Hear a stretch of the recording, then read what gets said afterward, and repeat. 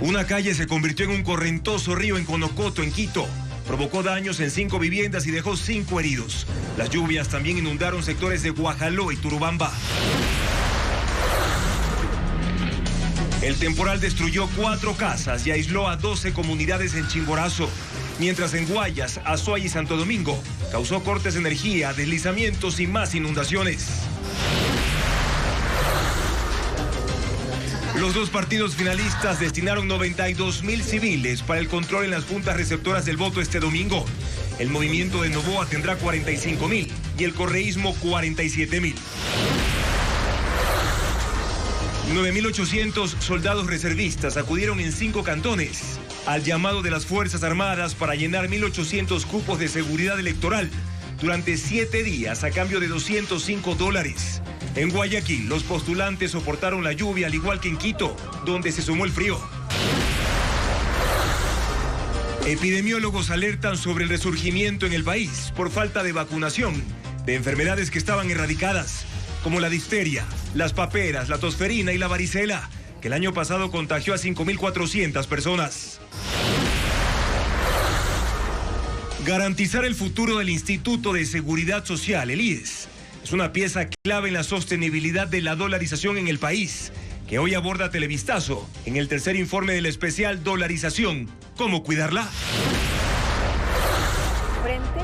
La vicepresidenta Verónica Abad regresó anoche al Ecuador tras pasar por Suiza, donde presentó su expediente ante organismos de derechos humanos de las Naciones Unidas. China no tiene en cuenta el plazo de 24 horas que dio Donald Trump para que retire el 34% de aranceles que impuso a los productos de Estados Unidos. En su respuesta, dice que luchará hasta el final en esta guerra comercial. 3 ejemplares del lobo terrible volvieron a la vida después de 10.000 años de extinción. Los científicos lograron revivirlos gracias a la clonación y manipulación genética. Liga Deportiva Universitaria recupera jugadores titulares para su partido de Copa Libertadores ante Táchira. Las lluvias siguen provocando inundaciones en distintos puntos del país. Hoy la capital no fue la excepción y se registraron deslizamientos. Tenemos informes de las consecuencias del temporal que fue advertido por el INAMI. Amigos, buenas noches, bienvenidos a Televistazo Estelar. Comenzamos.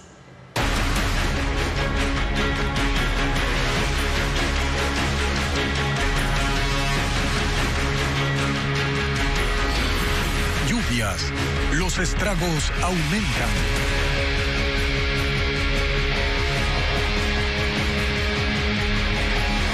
Quito sobrepasó el promedio histórico de lluvias para todo abril en tan solo 8 días. Carla Delgado informa que esta tarde las precipitaciones provocaron el colapso del muro de una escuela mientras los estudiantes estaban en clases y se registró también un deslizamiento de tierra sobre una vivienda. Veamos. Las intensas precipitaciones causaron este lunes el taponamiento y posterior desbordamiento de la quebrada Los Arupos, arrasando una gran cantidad de lodo, piedras y vegetación. La vía Nela Jiménez en el sector Conocoto, en el sur de Quito, se convirtió en un correntoso río. Ahorita está bajando, terrible. El material cubrió carros e ingresó a las viviendas. En 6 se perdieron todos los enseres y 5 personas quedaron heridas. Los trabajos de limpieza no han parado desde la madrugada. La tarde de este martes, las lluvias volvieron a dar problemas. El sur de Quito fue el más afectado. En Santa Rita, cerca del estadio del Aucas, el muro de la escuela Salomón se vino abajo. Lo único que hicimos nosotros es meterles a los alumnos en las aulas y esperar y llamar por teléfono a los padres. El transporte escolar salió inmediatamente a entregar a los niños. En este mismo sector, el cuerpo de bomberos apuraba los trabajos de extracción en esta iglesia. En otro barrio del sur de Quito, en la Argelia, hubo un deslizamiento de tierra que cayó sobre una vivienda. Fue a raíz casi de 1:45, que comenzó a llevar duro y se vino a la peña. La estación Morán Valverde del metro de Quito fue cerrada momentáneamente, también debido al ingreso de agua y granizo. La avenida de los Conquistadores en Guápulo aún no está habilitada tras el deslizamiento del domingo que dejó 11 personas damnificadas. En apenas 8 días en Quito se sobrepasó el promedio histórico de lluvias para todo abril. Las emergencias son más de 300. Al menos 250 hectáreas de cultivos y pastizales quedaron destruidas en los cantones Colta y Guamote, en la provincia de Chimborazo, tras el desbordamiento de 2 ríos. Ángel Pilatuña con más detalles del panorama en esos territorios. Bastaron 3 horas de lluvia para que el río Columbe rebasara sus márgenes y dejara bajo lodo y palizada unas 200 hectáreas de cultivos en el cantón Colta, provincia de Chimborazo. Maíz, papa, cebada y pasto para ganado quedaron sepultados. La corriente no dio tregua, a su paso arrastró vacas, cerdos y aves de corral. En la comunidad de Jinjin, Manuel Anilema perdió 15 gallinas, pero su mayor preocupación es otra: no tiene con qué alimentar a su ganado. No hay hierba. Ni la casa también.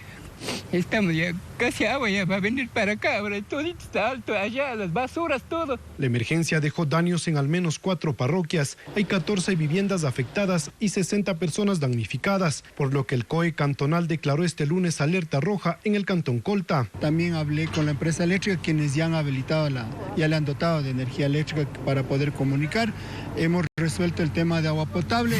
En Guamote el agua también se desbordó. El río del mismo nombre cubrió unas 50 hectáreas de cultivos y pastizales en los sectores de La Matriz y Mercedes Cadena. 3 viviendas colapsaron. Sisa Carguachi vio cómo el lodo se llevaba a sus animales. No hubo tiempo para salvarlos. Según el INAMI, las lluvias continuarán en Chimborazo al menos hasta el viernes, y en la zona alta donde nacen estos ríos, las precipitaciones no han cesado, por lo que el riesgo de nuevas crecientes sigue latente. Verónica Abad regresó al país y declaró que lo hizo en calidad de vicepresidenta elegida por los ecuatorianos. Su regreso se da una semana de la suspensión de sus derechos de participación por parte del TCE y el encargo de la vicepresidencia a Cynthia Yeliber. Fabiola Santana actualiza la información.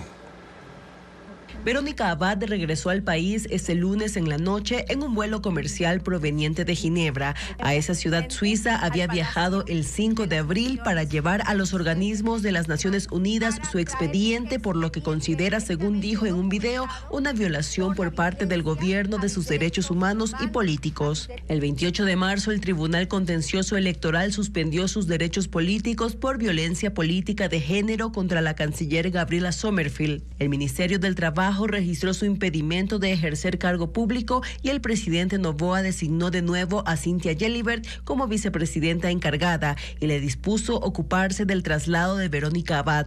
Antes de tomar el vuelo de retorno, ella grabó un mensaje que posteó al aterrizar. Hoy regreso a mi tierra, a mi querida patria. Regreso como la vicepresidenta elegida por los ecuatorianos, con la frente en alto y el corazón firme. Y en tono dramático hizo una advertencia. No sé si esta sea la última vez que escuchen mi voz, porque desconozco lo que pueda ocurrir al pisar mi propio país. Su jefa de despacho dijo a Televistazo que en los próximos días dará declaraciones. No dijo dónde está. Su última acción legal fue el 3 de abril cuando presentó una acción extraordinaria de inconstitucionalidad en la Corte Constitucional para que revise las resoluciones del TCE que negaron su denuncia por violencia política de género contra Daniel Noboa y sus funcionarios al enviarla a Israel y hacer declaraciones sobre su cargo.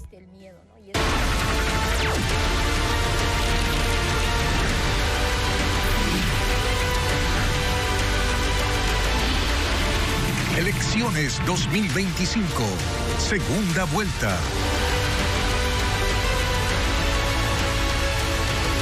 El control electoral de ADN y Revolución Ciudadana estará en manos de 92.000 delegados. Cada organización política podrá tener una persona por mesa para poder verificar el conteo de votos y también las actas de escrutinio. El CNE confirmó su acreditación, como lo informa Patricio Díaz. La segunda vuelta tendrá uno de los mayores controles electorales. Que se recuerde, 92.000 personas están acreditadas por el CNE como delegados de organizaciones políticas para el control electoral en recintos y mesas de votación para el próximo 13 de abril. ADN tendrá 45.000 y la Revolución Ciudadana 47.000. Así contarán con un delegado en cada una de las 41.000 juntas receptoras del voto. Ellos controlarán el conteo de votos y que las actas de escrutinio sean llenadas de acuerdo a los resultados. La candidata a la vicepresidencia por ADN, María José Pinto, informó en Ver a su manera que tendrán otros 6.500 voluntarios como coordinadores de recinto y 1.600 que estarán pendientes del escaneo y la digitalización. También hicieron cambios, según dijo, a su sistema, donde consolidarán la información. Tenemos un experto a nivel internacional ayudándonos, cambiamos un tema del sistema, tenemos una compañía también que hace todo el tema de capacitación. La Revolución Ciudadana igualmente informó que fortaleció su control electoral y tendrán delegados también para la supervisión del recinto y la digitalización. La candidata a la presidencia, Luisa González, dijo en Radio Morena que quienes estén en mesa tomarán una fotografía del acta y la subirán a su sistema. Nosotros tenemos un control electoral duplicado. Hay 2 controles electorales, tendremos un control espejo también para poder vigilar que no nos hagan fraude. Las 2 organizaciones políticas también tienen listos delegados en caso de que haya recuento de votos en las juntas provinciales por objeciones a los resultados. Y esto puede ocurrir hasta días después de la elección. Y las redes sociales de los candidatos a la presidencia muestran sus últimos actos de campaña antes de que comience el silencio electoral a partir de este jueves. La ley permite que la realización de actos proselitistas se puedan ejecutar solo precisamente hasta este 10 de abril. Penúltimo día de campaña y extrañamente las redes de los candidatos han estado más calmadas que de costumbre. Luisa González subió varios videos de su recorrido por Guayaquil y Daniel Noboa hizo sus publicaciones habituales en las que aparecen situaciones distintas al ritmo de reggaetón. Abrazo inmenso a nuestra gente de Cuenca. Es que Luisa González acostumbra a contar cada punto de su agenda. Sus historias de Instagram señalan, por ejemplo, que después de Guayaquil se fue a Cuenca. La gastronomía. Daniel Noboa, en cambio, lo que suele hacer es publicar estos videos cortos con mensajes atemporales. Aunque esta vez sí hizo mención a un evento del día. Publicó una foto con su esposa para desearle públicamente feliz cumpleaños y agradecer su apoyo. Y a veces los candidatos también se centran en temas puntuales durante algunos días. Ahora mismo, el tema de Luisa González es el de la mujer y sus derechos. Nos crecieron alas. Madres solteras o no. Y el tema recurrente de Daniel Noboa en los últimos días es el de Eric Prince, el experto norteamericano en seguridad contratado por el gobierno. Los 2 candidatos siguen recorriendo el país mientras preparan sus cierres de campaña que tendrán lugar este jueves 10 de abril. Cientos de soldados reservistas respondieron al llamado nacional para llenar 1.800 cupos a escala nacional con el objetivo de reforzar la seguridad durante este domingo electoral. En el caso de Guayaquil se seleccionarán 937 reservistas, como lo informa María Gabriela Carpio. Amaneció este martes y ya había más de 800 hombres en fila en los exteriores de la base de movilización occidental en el norte de Guayaquil. Vinieron a presentarse a la convocatoria de 1.800 reservistas a escala nacional para dar seguridad en las elecciones de la segunda vuelta. Algunos llegaron desde el domingo, otros desde la mañana del lunes, como Alex, que viajó desde Caluma, provincia de Bolívar. Tiene 38 años. Él ya cumplió esta función en la primera vuelta. Esta vez, la espera implicó soportar la tormenta eléctrica de anoche con un pedazo de plástico. Estamos listos y preparados para servir a la patria. Christopher también estaba empapado. Él vino anoche desde Esmeraldas y buscó refugio en unas casas aledañas a la base. Aspira a ser uno de los 937 reservistas escogidos en Guayaquil, que serán asignados a Esmeraldas, Manabí y Guayas. A la fila se sumaron también 5 amigos que salieron desde Macas en Morona, Santiago. Viajaron más de 10 horas en bus. Entre ellos, Clemente, de 40 años. Quiere volver al ejército por unos días y reconoce que el pago de $205 lo convenció. Nosotros creamos un grupo de WhatsApp para poder comunicarnos y para estar en contacto con estos compañeros para estar aquí. La falta de trabajo también empujó a Jason a tomar un bus desde el cantón El Empalme, en la provincia del Guayas. Estas historias se repiten en otros 4 centros de movilización en el país. La tarea de estos reservistas culminará el próximo lunes. Y con la misma finalidad, en el caso de Quito, miles de reservistas también se presentaron en la dirección de movilización del Comando Conjunto de las Fuerzas Armadas. Los soldados pasaron la noche en el recinto militar para poder superar las pruebas de selección. Paul Romero conversó con varios de ellos. El movimiento y bullicio de los soldados de reserva de las Fuerzas Armadas alteraron la calma en las calles Gran Colombia y Briceño, en el centro norte de Quito. A la sede de la Dirección de Movilización acudieron desde anoche y madrugada miles de personas, buscando un cupo de los 1.800 abiertos en la convocatoria para reforzar la seguridad de los recintos militares en las elecciones del domingo. La fila superó 2 cuadras. La calle Briceño fue cerrada al tránsito y con vallas metálicas para mantener el orden y la seguridad. Los soldados de reserva pasaron en grupos de 10 al control y verificación de documentos, como cédula de identidad, libreta militar, pasado judicial, exámenes médicos. También se comprobó que no tengan tatuajes o símbolos de organizaciones delincuenciales. En el país se presentaron 9.800 reservistas y solo en la Dirección de Movilización de Quito aproximadamente 3.000. 440 fueron seleccionados. De inmediato fueron trasladados en 10 buses a los recintos militares de Guayas, Cotopaxi, Imbabura y Pichincha. Los reservistas tienen entre 19 y 45 años. La mayoría no tiene empleo y acudió por el pago de $205 que recibirá por los 7 días que durará la concentración. Es una forma de tener también ingresos, es una ayuda que nos pueden dar y un honor ganárselo con esfuerzo y valentía. También estoy viendo las oportunidades para ver si es que sigo como especialista. Bueno, ahorita se va dando cada paso poco a poco. En la primera vuelta, el 9 de febrero, también hubo una convocatoria de reservistas en la que participaron cerca de 8.000 personas. El personal de reservistas que fue convocado para esta oportunidad son los reservistas que están a licencia temporal. Eso quiere decir que son las 5 últimas levas de conscriptos que se licenciaron, además de la Reserva General, para poder completar los cupos. Los 1.800 soldados de reserva recibirán uniformes, atención médica, alimentación y vivienda. Y China desafía a Estados Unidos y advierte una lucha hasta el final en la guerra de aranceles. Funcionarios del gobierno declararon que no caerán en el chantaje del presidente Donald Trump, que les ha dado plazo hasta hoy para desmontar el impuesto a las exportaciones estadounidenses fijado como represalia. Informa Pedro Jiménez.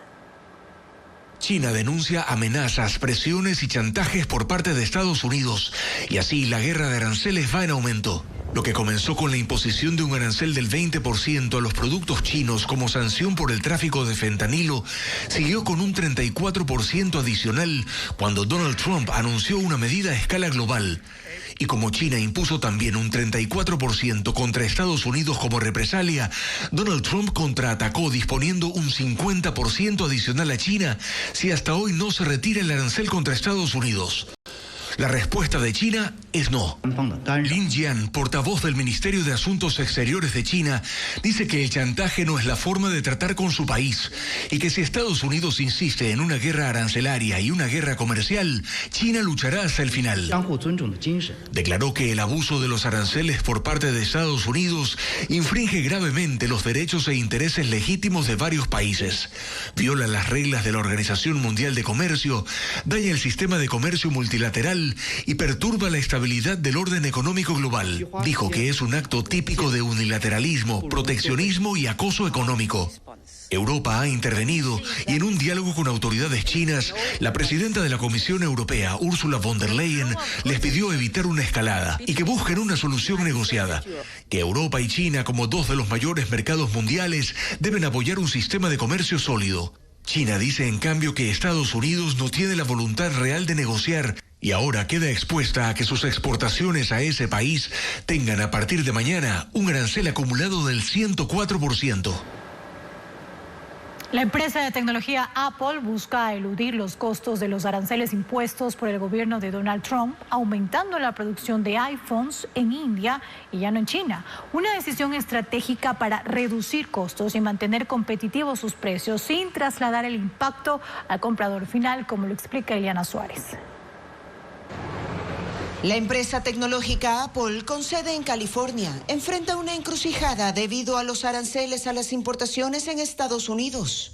El diario The Wall Street Journal, citando fuentes cercanas a la compañía, asegura que trasladarán parte de su producción de China a India para no incrementar los precios de sus productos. Más del 95% de los dispositivos iPhone, AirPods, Mac y iPad se producen en China. El plan inmediato de la empresa, dirigida por Tim Cook, es contratar ahora con Foxconn India y producir 25 millones de iPhones en ese país. De estos, 10 millones se destinarán al mercado indio y el resto abastecerá la mitad de la demanda estadounidense de este año. Sin embargo, aún no está claro cómo reestructurarán la cadena de producción y cuánto costará, tomando en cuenta que Apple tiene en China 3 plantas de ensamblaje. Epidemiólogos alertan de 4 enfermedades que están de vuelta a pesar de que habían sido controladas por los procesos de vacunación. Se trata de afecciones prevenibles que tenían cifras bajas durante los últimos 30 años. Pero, ¿cuáles son? Carla Delgado lo informa a continuación. Los esquemas incompletos de vacunación han traído de vuelta 4 enfermedades que, según los epidemiólogos, no eran motivo de preocupación en el país: tosferina, varicela, paperas y difteria. Solo en 2024, según datos oficiales del Ministerio de Salud, se reportaron 5.436 casos de varicela y 246 de paperas. Datos de la Sociedad Ecuatoriana de Pediatría dan cuenta de que en lo que va del año hay 119 casos de tosferina, cuando durante todo 2024 se reportaron 141 casos. El rebrote de estas enfermedades ocurre, según el doctor Enrique Terán, porque la vacunación ya no es prioritaria. La cobertura en Ecuador ha decaído. Hace 10 años era del 96%. Antes de pandemia bajó al 86% y hoy bajó un 10% más. Y uno podría decir, pero es que es un número aceptable. Desafortunadamente en inmunizaciones es un número no adecuado que hay que restaurar lo más pronto posible por encima del 90%. Sobre todo tomando en cuenta que estas enfermedades son altamente contagiosas. En promedio, cada menor contagiado puede infectar hasta 16 más.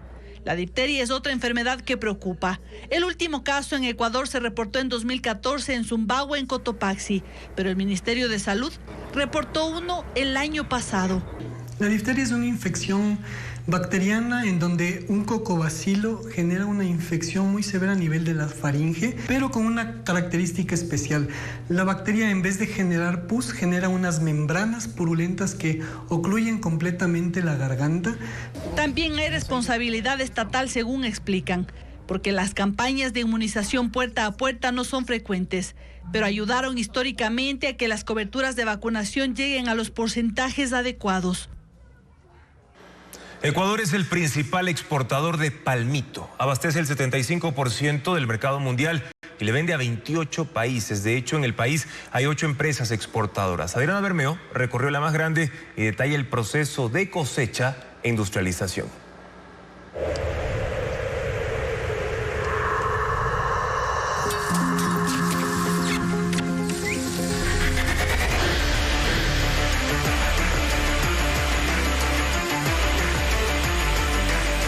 A 650 metros sobre el nivel del mar, la zona tropical húmeda reúne las condiciones perfectas para la producción de una joya blanca que en la última década ha conquistado paladares en 5 continentes. El palmito ecuatoriano, que abastece el 75% de la demanda mundial y supera a Bolivia, Perú y Costa Rica. La mayoría se produce en Pichincha, en Pedro Vicente Maldonado, en Esmeraldas y en Santo Domingo de los Áchilas, en menor cantidad en Orellana, Imbabura y Los Ríos.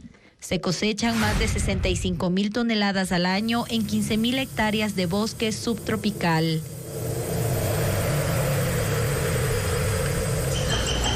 El origen del palmito, su semilla, está en la fruta del chontaduro que tras un proceso de secado y siembra germina. Cuando la palma alcanza el 1,5 metros de altura y 10 centímetros de diámetro, está lista para la cosecha. La primera vez que se planta se requieren 2 años para alcanzar la primera cosecha y de ahí las cosechas son prácticamente frecuentes todas las semanas, todos los días. Durante 30 años se puede cosechar esa misma planta si haces el manejo técnico recomendado para este tipo de cultivos. Alrededor de 500 agricultores cosechan palmito y entregan los tallos a 8 empresas exportadoras. La más grande es Inaexpo de Pronaca. Su planta está en Santo Domingo de los Áchilas. El 99% de su producción se exporta. Representa el 43% de la demanda mundial. Esa exportación se consolida en la siembra de 134 pequeños y medianos agricultores en 6 zonas del país.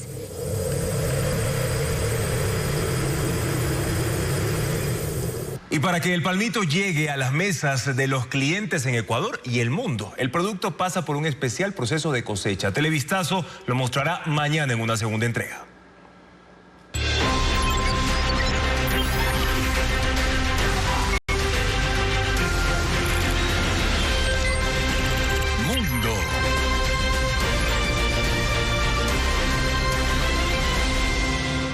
Tragedia en República Dominicana. El techo de una discoteca se derrumbó, matando a 58 personas y dejando heridas a más de 100.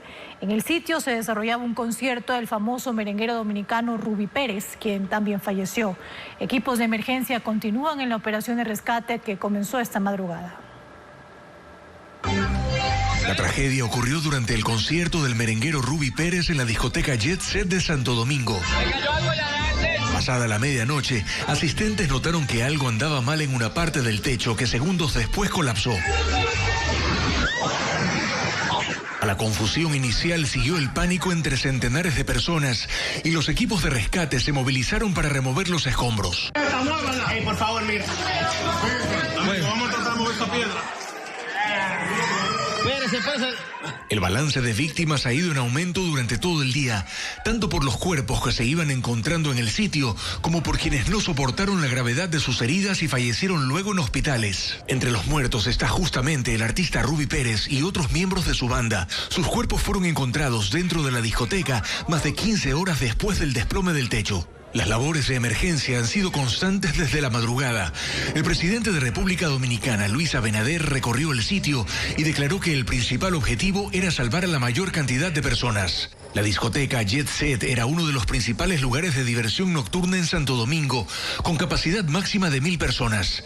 Sus administradores declararon que están cooperando en la investigación sobre las causas del siniestro. Y la Corte Suprema de Estados Unidos autoriza el uso de la ley de enemigos extranjeros para las deportaciones, pero con condiciones. El alto tribunal decidió que antes de la deportación, los detenidos deben ser notificados y tendrán derecho a impugnar la orden de expulsión del país. La Casa Blanca y grupos proinmigrantes consideran una victoria el fallo de la Corte Suprema emitido anoche. El máximo tribunal levantó la prohibición que impedía las deportaciones de migrantes bajo la ley de enemigos extranjeros de 1798. El presidente Donald Trump calificó la decisión como un gran día para la justicia en Estados Unidos, pero los magistrados pusieron condiciones para continuar expulsando indocumentados.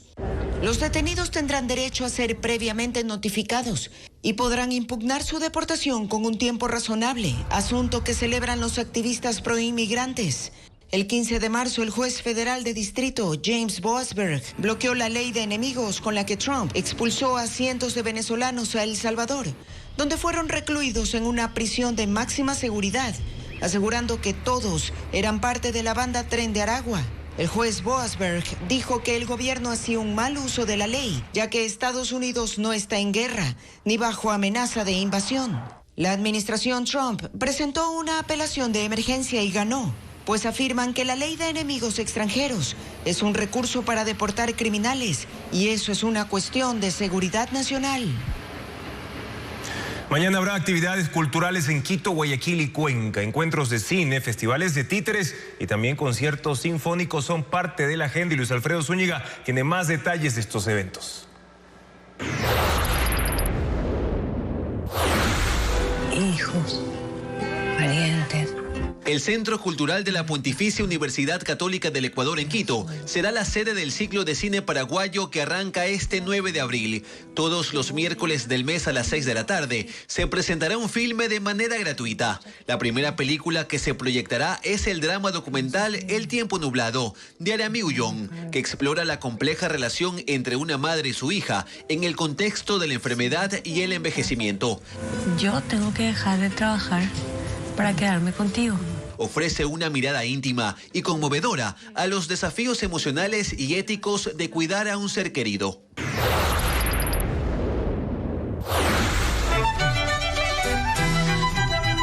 El viernes 11 de abril a las 8 de la noche se presenta en el Teatro Sánchez Aguilar de San Borondón el concierto de música clásica denominado Texturas. La Orquesta Sinfónica de Guayaquil interpretará obras del maestro Beethoven, el compositor alemán Johannes Brahms y el francés Maurice Ravel. La orquesta estará dirigida por el maestro Íñigo Pirfano y la participación especial de la destacada pianista española Noelia Rodiles.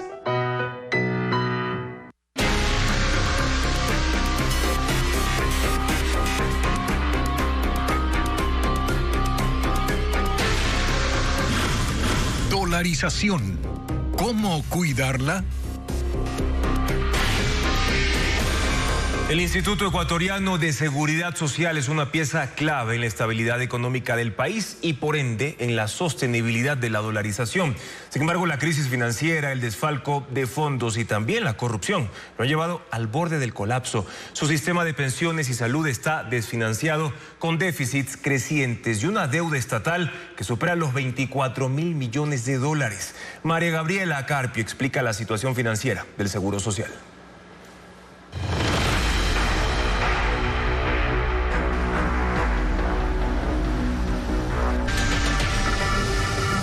Y mañana, aquí en Televistazo, la cuarta entrega de esta serie, una dolarización sólida, necesita de reservas internacionales seguras y que no sean utilizadas para financiar populismos.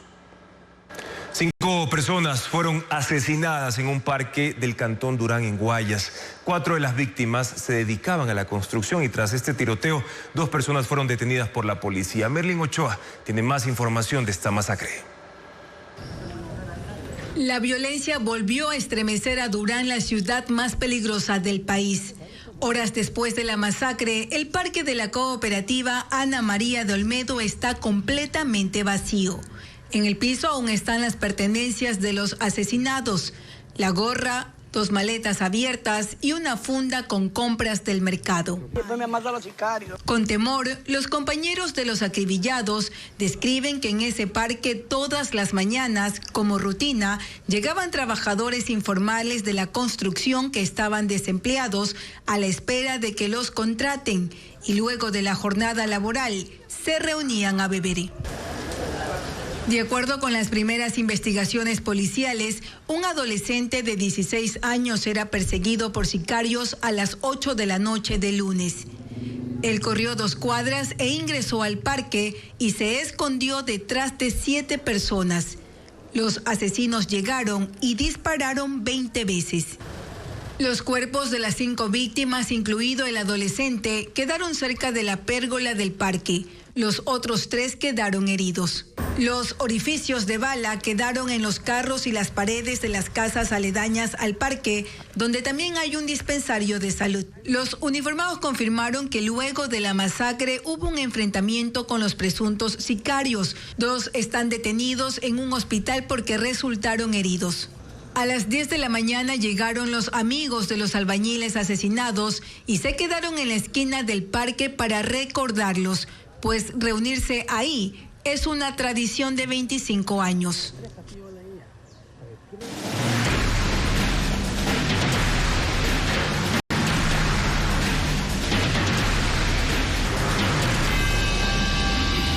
Guías, librados a su suerte.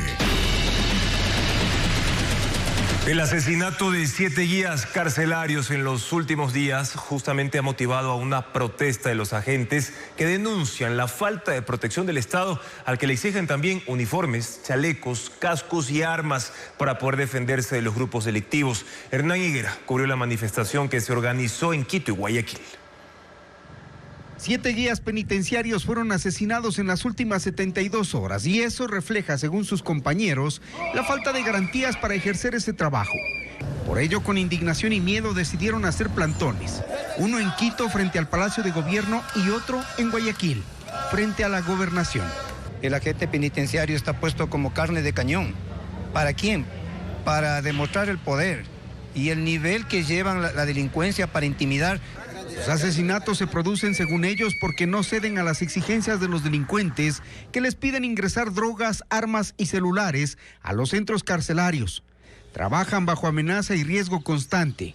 sin armas ni equipos de defensa. Nos ven como un blanco fácil, simplemente como amenaza a autoridades. O sea, nos matan como para amedrentar a otro tipo de personas. Ellos dependen del SNAI, institución que a sus ojos los tiene desamparados. Ellos tienen un nivel de riesgo súper alto y el SNAI sigue sin hacer nada, el gobierno sigue sin hacer nada. En su protesta en Guayaquil, algunos cubrieron sus rostros porque están asustados. Temen represalias del Estado o de los delincuentes. En Quito prefieren hablar frontalmente para que el Estado los tome en cuenta y les garantice seguridad y mejoras laborales. Si haces bien tu trabajo, tienes problemas. Si haces mal tu trabajo, de la misma forma. Ahora estamos entre la espada y la pared. El viceministro de Gobierno recibió a una delegación de guías penitenciarios. Tras 2 horas de diálogo, les prometió equipamiento para los próximos días y la conformación de mesas técnicas para tratar sus problemas. El gobierno solicitará a Fiscalía resultados sobre los asesinatos de los servidores públicos encargados de custodiar, en primera línea, a los 35,000 presos que hay en el país. Y precisamente el número de guías penitenciarios que custodia las prisiones es insuficiente frente a la población carcelaria. No tienen uniformes y su salario no compensa los riesgos de su oficio. Merlin Ochoa revela que incluso trabajan hasta 12 horas al día. Entre el riesgo y la indiferencia se desarrolla el oficio de ser guía penitenciario en Ecuador. Cifras del SNAI reflejan que hay 2.835 servidores del Cuerpo de Seguridad y Vigilancia Penitenciaria que custodian a 34.250 presos. Los custodios son los únicos uniformados que tienen contacto a diario con los presos al abrir las celdas para que salgan al patio o para que reciban la comida. Pese a que hay cabecillas de bandas tras las rejas, solo existe un uniformado para controlar hasta 12 presos. Una normativa internacional dice un custodio para 3 reos, o sea, nosotros deberíamos ser 10.000 agentes de seguridad penitenciaria. Este guía tiene 26 años y 2 lleva trabajando en la penitenciaría del Litoral, la más peligrosa y poblada del Ecuador. Vive en Esmeraldas, pero en Guayaquil arrienda un cuarto. Mi sueldo normal son 720. De ahí tengo que cubrir lo que es viático, arriendo, mi uniforme, porque todo este uniforme que cargo ahorita es comprado con mi propio dinero. El Estado los entrena durante 6 meses, pero desde el primer día laboral, según ellos, no reciben los implementos de trabajo.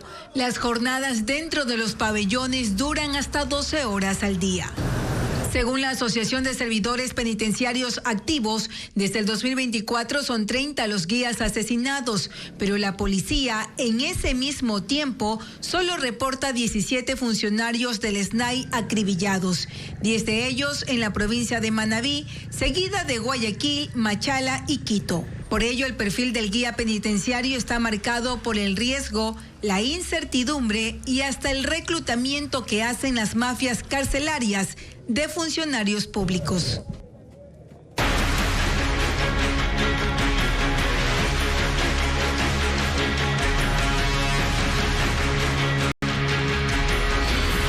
Lluvias, los estragos aumentan. 100 deslizamientos mantienen incomunicadas a unas 2.500 personas en la parroquia Insilibí, esto en el cantón Sicchos, en la provincia de Cotopaxi. La temporada invernal se sigue intensificando y deja serias pérdidas en la producción local. Patricio Viera recorrió las zonas afectadas y nos cuenta más de lo que ocurre ahí. En Siccho llovió sin descanso durante 24 horas y en las montañas la tierra no resistió más. La saturación fue tal que las laderas comenzaron a ceder una tras otra, provocando cerca de 100 deslizamientos a lo largo de los 12 kilómetros de la vía que conduce a la parroquia Insilibí, al sur de esta localidad de Cotopaxi. Al amanecer, los 2.500 habitantes de Insilibí quedaron aislados. Entre el lodo y las piedras, 17 pequeños productores de leche intentaban salir a pie, cargando como podían unos 7.500 litros del producto hacia el centro de acopio más cercano. Los potreros que afectaron, ahorita estamos sin malas, no tenemos hierba, absolutamente ahorita nada. Los estudiantes de 5 unidades educativas intentaron abrirse paso, pero la vía era intransitable, por lo que las clases presenciales fueron suspendidas. La emergencia también alcanzó los cultivos. Unas 120 hectáreas de sambo, zapallo y morocho quedaron afectadas por el exceso de agua. En la comunidad de Pilacoa, el agua llegó hasta los dormitorios. Al menos 20 viviendas presentan daños estructurales. Tuvimos la pérdida de un cañaveral, de los trapiches, tuvimos la pérdida también de animales menores y tuvimos que evacuar a 3 familias. La situación se repite en otras zonas del cantón. Según datos preliminares del municipio, 5 carreteras que conectan con las parroquias Chuquilán, Las Pampas y Palo Quemado también presentan deslizamientos. Cortes de energía, aluviones, deslizamientos e inundaciones son parte de las secuelas que dejaron las lluvias de la tarde y noche de lunes en Guayas, Pichincha, Azuay y también en Santo Domingo de los Áchilas. Hay personas heridas y un bombero falleció mientras acudía a atender a una emergencia, como lo reporta Luis Alfredo Zúñiga.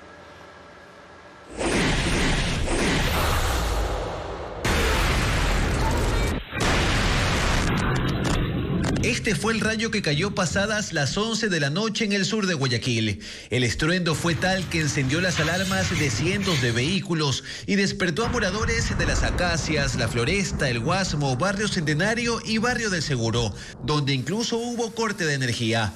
Fue una lluvia intensa que dejó calles anegadas en 30 sectores de la urbe, ya que en la madrugada coincidió con el aguaje. Pero lo que más llamó la atención fue la intensidad de la tormenta eléctrica, captada por decenas de personas que compartieron los videos en redes sociales.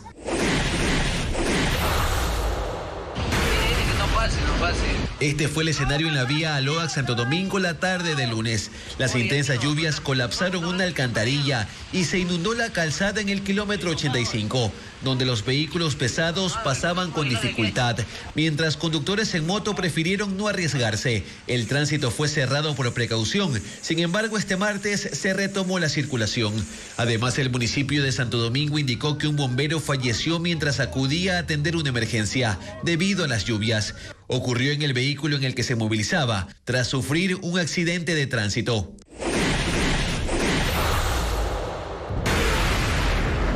La vía que conduce al cantón Pucará está afectada debido al invierno. Hay al menos 20 puntos críticos. En el kilómetro 4 se reportó un deslizamiento con pérdida de la vía. En el kilómetro 6, unos 30 metros de la carretera se perdieron. Incluso las barreras de protección están afectadas. Desde ahí hasta el kilómetro 17 hay 15 deslaves pequeños y medianos, con caída de rocas y material lodoso.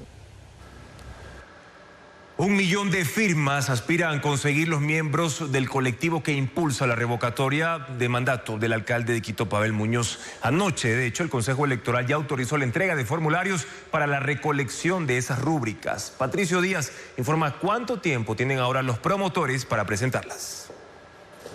En los primeros días de septiembre se conocerá si hay suficientes firmas de respaldo para la revocatoria de mandato del alcalde de Quito, Pavel Muñoz. El Consejo Nacional Electoral autorizó este lunes que se entreguen los formularios para recolectar 205.664 firmas necesarias para cesarlo en sus funciones. Los promotores de este proceso tienen 180 días para lograrlo. Según Néstor Marroquín, representante del colectivo proponente, 6.400 personas ya anunciaron su interés de firmar y 195 de ser voluntarios para recoger las firmas. Sí creo que vamos a llegar a tener por lo menos 1 millón de firmas, ¿no? La intención del colectivo Defiende tu Voto es tener un número mayor de firmas porque normalmente el CNE descarta un porcentaje por inconsistencias en números de cédula o rúbricas. Ellos harán igualmente su propia comprobación. El colectivo acusó al alcalde de Quito de incumplimiento de funciones por haber aparecido junto a la candidata presidencial Luisa González en una actividad de campaña en 2023. Eso está prohibido para un funcionario público. Muñoz fue sentenciado por el TCE a pagar una multa y a disculparse públicamente. Y según él, se le quiere sancionar 2 veces, por lo que cuestionó este proceso en su contra. Es obvio que el pedido carece de base jurídica y huele a persecución y cálculo político electoral. Si el colectivo consigue las firmas necesarias y son avaladas, el Consejo Electoral debe convocar a un plebiscito para que los quiteños decidan si revocan o no el mandato del alcalde Pavel Muñoz. Este proceso, según los plazos previstos en la ley, podría realizarse a finales de noviembre. Un grupo de mujeres de la nacionalidad guaraní trabaja para promover la economía familiar y la conservación ambiental en Pastaza. Ellas elaboran artesanías y chocolate orgánico que luego son vendidos en mercados internacionales. Los detalles de este novedoso proyecto con Joana Duche. Hace 20 años, 5 mujeres de la nacionalidad guaraní se asociaron para mejorar el bienestar y la economía de sus familias en Pastaza. Desde entonces, han ido sumando a más personas de las provincias de Napo y Orellana. En la actualidad son 158 agremiadas que forman parte de la Asociación de Mujeres Guaraníes de la Amazonía Ecuatoriana, AMGUAE.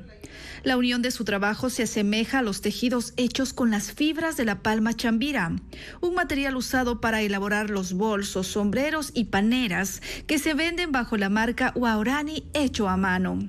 Además fabrican espejos, collares y aretes producidos con semillas y tintes naturales. Todos estos artículos son vendidos en la tienda de su sede en la parroquia Shell del Cantón Mera. La asociación también ha incursionado en la comercialización del chocolate guau, un producto en barras y que viene en 2 presentaciones. Está hecho con cacao 100% orgánico, el cual es cultivado por las mujeres. El confite incluso es exportado a Europa desde el 2018.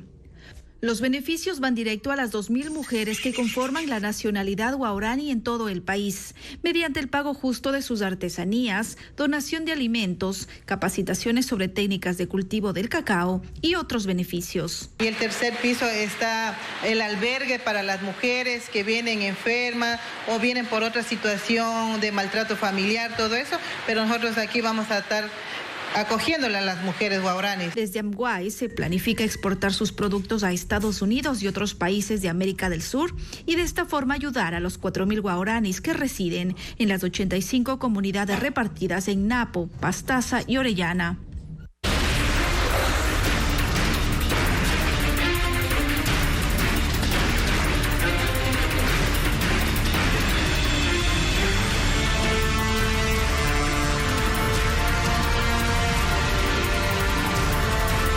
Hace pocos momentos, en un video de 1 minuto 20 segundos publicado en la red social X de la fiscal general Diana Salazar y el fiscal subrogante Wilson Toainga, anunciaron que se prorrogan en el cargo.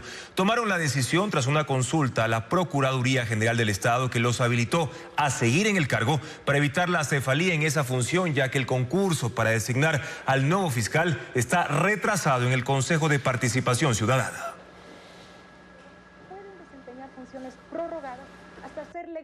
Es necesario que el Consejo de Participación Ciudadana y Control Social culmine el concurso para elegir nuevas autoridades y así iniciar con la transición cuando se cumpla con todos los requisitos legales aplicables.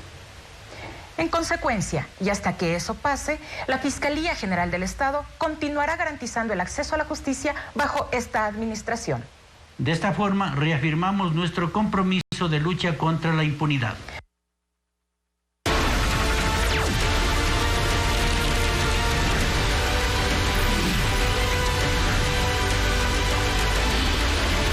Elecciones 2025, segunda vuelta. Nuevamente los candidatos presidenciales coinciden en una ciudad en busca de votos. Esta vez visitaron la capital Azuaya, donde participaron de un festival de música y se reunieron con transportistas de esa provincia. Diego Cuenca describe las actividades proselitistas de Luisa González y Daniel Noboa. La candidata del Movimiento Revolución Ciudadana, Luisa González, empezó sus actividades de campaña en una entrevista radial en Guayaquil. Luego viajó a Cuenca para reunirse con decenas de representantes de 7 modalidades de transporte de Azuay, entre ellos Egualaceo, Paute, Baños, Nabón y miembros de la Cámara de Transporte de Cuenca. El encuentro fue en el primer piso del Sindicato de Choferes Profesionales de esa ciudad, donde instalaron una mesa para dialogar con González. La reunión duró 1 hora con 20 minutos, mientras simpatizantes esperaban a la candidata en los exteriores de ese inmueble. El presidente y candidato Daniel Noboa también llegó a la capital Azuaya para cerrar su campaña en esa ciudad. Lo hizo en el Coliseo Jefferson Pérez desde las 3 de la tarde, donde realizó el Festival de Música Palante, dirigido para jóvenes azuayos. Y una vez que tenían su atención, también les habló sobre su plan de gobierno para los próximos 4 años. Durante la mañana, Noboa visitó la ciudad de Loja para participar en una caravana que recorrió el centro histórico.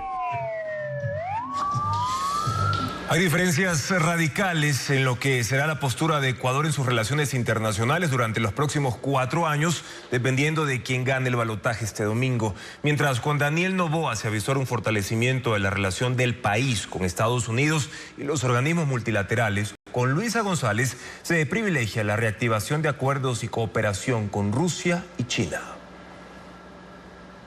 La postura de los candidatos finalistas en materia de relaciones internacionales es claramente antagónica. Una presidencia de Daniel Noboa implicará un acercamiento más estrecho con Estados Unidos. Noboa ha estado cerca del presidente Donald Trump en 2 ocasiones, una de ellas en su acto de posesión. Mientras que Luisa González reedita el discurso antiestadounidense y antiimperialista del que se excluye a Rusia y a China. Durante su gestión, Noboa ha cultivado una relación fluida con los organismos multilaterales que le han asegurado créditos que oxigenaron la caja fiscal. A González la acompaña lo que se hizo durante 10 años de correísmo, cuando se llegó incluso a expulsar del país a los representantes de las multilaterales, acusándolos de neocolonialistas. En esa década se privilegió el endeudamiento con China con altísimas tasas de interés y garantías que restringían el aprovechamiento del petróleo en el momento de sus más altos precios. Noboa se ha manifestado a favor del respeto a los principios democráticos, ha condenado las dictaduras del continente. En cambio, González ya reconoce abiertamente como legítima a la dictadura de Nicolás Maduro, al tiempo que las de Daniel Ortega en Nicaragua y Miguel Díaz-Canel en Cuba son objeto de culto en su organización política. Además, ella deja por escrito que priorizará la integración regional resucitando la UNASUR, insistiendo en el Banco del Sur y en un sistema de pagos regional como el fracasado Sucre. Todos ellos impulsados por el socialismo del siglo XXI con el que comulga el correísmo. Esto sin reparar en las consecuencias, por ejemplo, comerciales, que podría tener para el país el alinearse con el autoritarismo regional y el consecuente alejamiento de los principales socios del país, Estados Unidos y la Unión Europea. Luisa González propugna por un restablecimiento de las relaciones con México, que ha sido territorio de acogida de buena parte de sus coidearios, quienes encontraron en él el refugio que necesitaban en su huida de la justicia ecuatoriana. Noboa afirma que buscará la inserción estratégica del país en los mercados internacionales, mientras que la candidata González en su plan de gobierno afirma que se opone a los tratados de libre comercio con cláusulas de arbitraje y, claro, también a los tratados bilaterales de inversión. Sobre los hechos, el relacionamiento internacional del país apunta en 2 direcciones distintas dependiendo de quién gane la presidencia. Realizamos remodelaciones en el hospital. El Banco Central registra que el año pasado Ecuador recibió apenas $232 millones en inversión extranjera directa. Con Lenin Artieda conozcamos el origen de esos recursos y los sectores productivos donde fueron colocados. El 2024 fue un año malo para la inversión extranjera directa. El Banco Central publicó las cifras que evidencian que Ecuador no termina de ser atractivo para los capitales internacionales. Si en 2023 llegaron $475 millones por concepto de inversión extranjera, en 2024 la cifra cayó a menos de la mitad, 232 millones. Revisando los valores históricos, es el más bajo de los últimos 14 años. Solo supera los 166 millones que recibió el país en el 2010. Comparado con Colombia y con Perú, los 232 millones que llegaron en 2024 equivalen al 1.6% de lo que recibieron esas naciones, donde la inversión extranjera fue de $14.000 millones.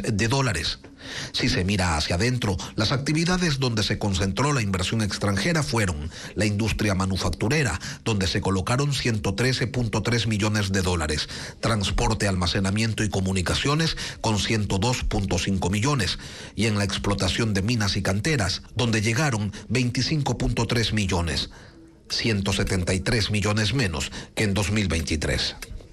Cuando se revisa el origen de esa inversión, China destaca en el primer lugar con $116.5 millones. Lejos se ubica Estados Unidos con $57.1 millones.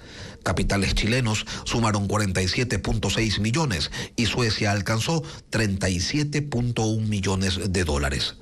La inversión extranjera es importante para un país porque dinamiza su economía y potencia la generación de empleo. Analistas señalan que en Ecuador son necesarias reformas estructurales en lo laboral, seguridad jurídica, certezas tributarias, a fin de cultivar la confianza de los dueños de esos capitales y atraerlos. Hoy prefieren mirar hacia otro lado. Científicos revivieron al denominado lobo terrible, una especie que se desapareció hace más de 10.000 años. Ana María Palacios explica cómo fue la combinación de clonación y edición genética. Veamos.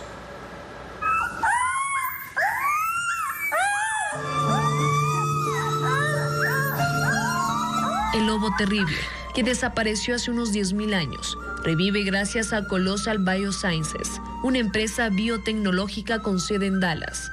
3 cachorros han nacido, Rómulo y Remo, 2 machos en octubre de 2024 y una hembra de nombre Khaleesi en enero de 2025. La empresa lo comunicó apenas este lunes.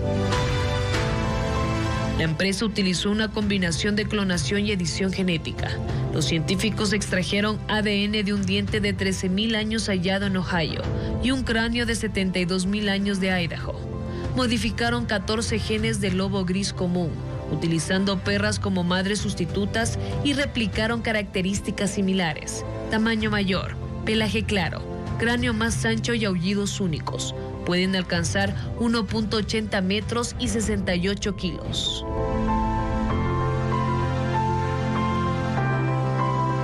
Rómulo, Remo y Khaleesi viven en una instalación privada. Se sabe que están en el norte de Estados Unidos y que permanecerán en cautiverio. Su comportamiento es mucho más intenso que el de sus parientes y su manejo requiere entrenamiento especializado. Están monitoreados con cámaras en vivo, drones y personal de seguridad. La empresa espera aplicar sus avances a la conservación de especies en peligro de extinción. Trabaja en proyectos similares como el mamut lanudo y planea revivirlo en 2028, así como el ave dodo y el tigre de Tasmania.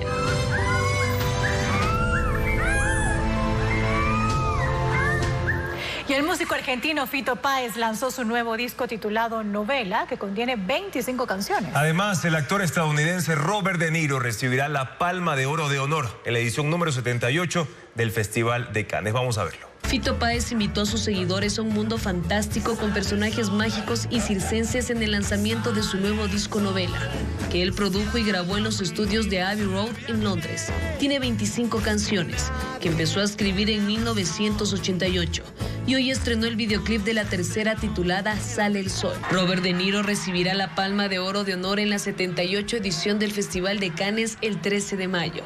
El actor, director y productor estadounidense será reconocido por su trayectoria que lo ha convertido en una leyenda cinematográfica. Ha protagonizado 2 películas ganadoras de la Palma de Oro, Taxi Driver y La Misión, y ha ganado 2 veces el Oscar por El Padrino 2 y Toro Salvaje. La banda ecuatoriana Verde 70 regresa renovada con su nuevo álbum Fulgor. En esta etapa musical, incorporó a la cantante Elisa María. Fue producido entre Nueva York y Madrid en el 2024.